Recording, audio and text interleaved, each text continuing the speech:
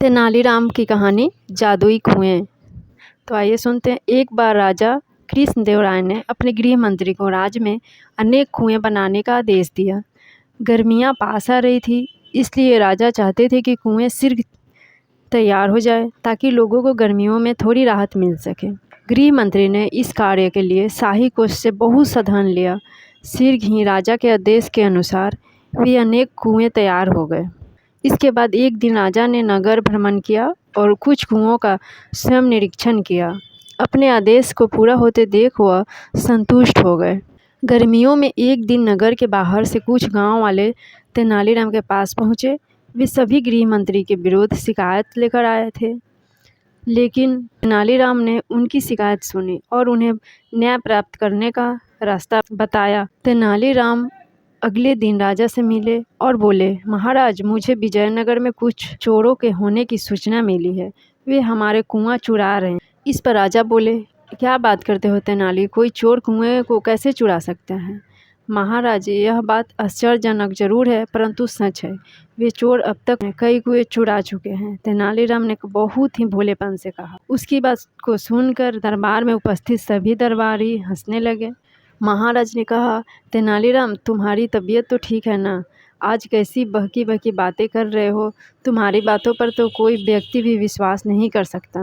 महाराज, मैं जानता था कि आप मेरी बात पर विश्वास नहीं करेंगे, इसलिए मैं कुछ गांव वालों को साथ लेकर आया हूँ।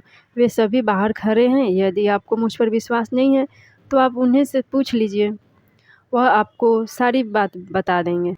राजा ने बाहर खड़े गांव वालों को दरबार में बुलाया। एक गांव वाला बोला, महाराज, गृह मंत्री द्वारा बनाए गए सभी कुएं समाप्त हो गए हैं, आप स्वयं देख सकते हैं। राजा ने उनकी बात मान ली और गृह मंत्री तेनालीराम कुछ दरबारियों तथा गांव वालों के साथ कुओं का निरीक्षण करने के लिए चल दिए।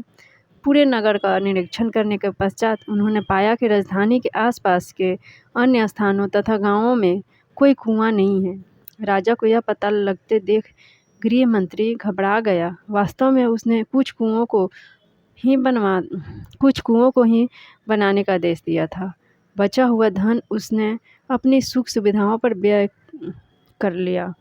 अब तक राजा भी तेनालीराम की बात का अर्थ समझ चुके थे।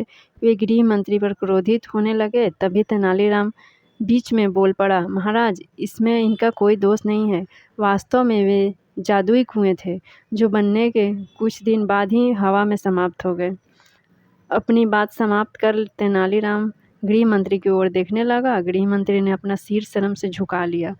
राजा ने गृह मंत्री को बहुत डांटा तथा उसे 100 और कुएं बनाने का आदेश दिया। इस कार्य की सारी जिम्मेदारी तेनालीराम को सौंपी गई। ये कहानी अच्छी लगी तो लाइक शेयर सब्सक्राइब जरूर कीजिएगा।